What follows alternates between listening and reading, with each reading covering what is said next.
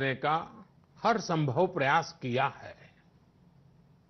अब नई गाइडलाइंस बनाते समय भी उनके हितों का पूरा ध्यान रखा गया है।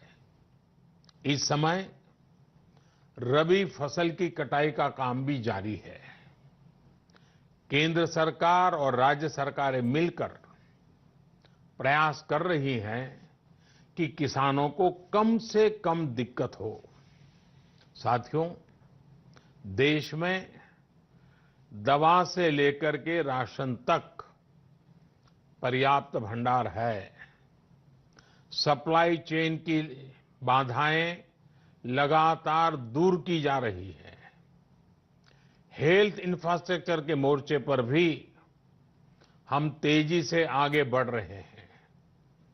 जहां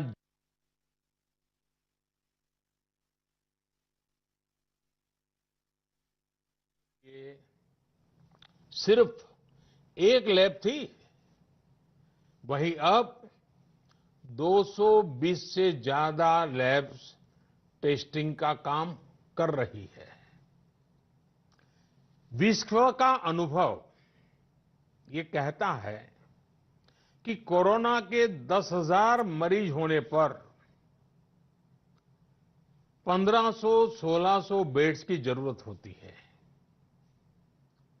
भारत में आज हम 1 लाख से अधिक बेड्स की व्यवस्था कर चुके हैं। इतना ही नहीं, 600 से भी अधिक ऐसे अस्पताल हैं जो सिर्फ कोविड के इलाज के लिए काम कर रहे हैं। इन सुविधाओं को और तेजी से बढ़ाया जा रहा है।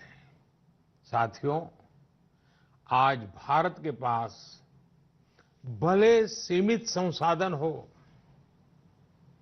लेकिन मेरा भारत के युवा वैज्ञानिकों से विशेष आग्रह है कि विश्व कल्याण के लिए, मानव कल्याण के लिए मेरे नौजवान साथियों, आप आगे आए। कोरोना की वैक्सीन बनाने का मेरे देश के नौजवान, मेरे देश के वैज्ञानिक बेड़ा उठाएं। साथियों,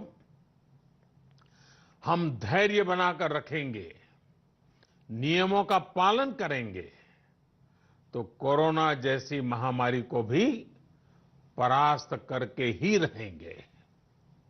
इसी विश्वास के साथ मेरी बात समाप्त करने से पहले मैं आपका साथ मांग रहा हूं। 7 बातों में आपका साथ। पहली बात, अपने घर के बुजुर्गों का विशेष ध्यान रखें। विशेषकर ऐसे व्यक्ति जिन्हें पुरानी बीमारी हो, उनकी हमें एक्स्ट्रा केयर करनी है।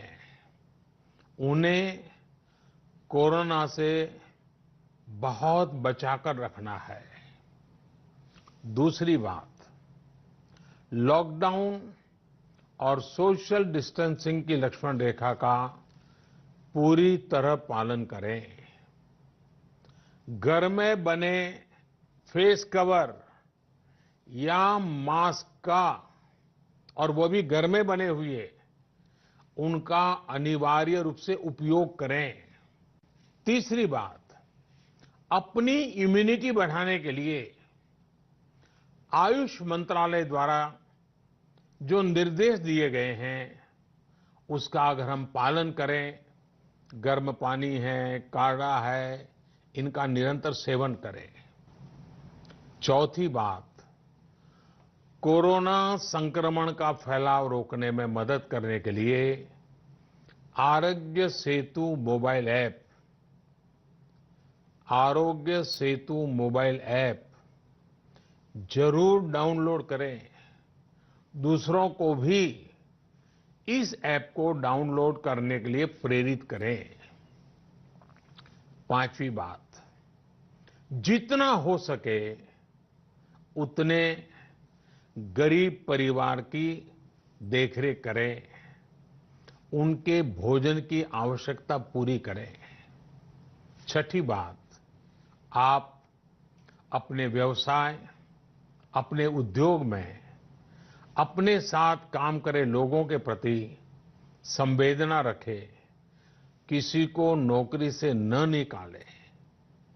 सातवीं बात, देश के कोरोना योद्धाओं, हमारे डॉक्टर, नर्सेस, सफाई कर्मी, पुलिसकर्मी, ऐसे सभी लोगों का हम सम्मान करें, आदर पूर्वक उनका गौरव करें।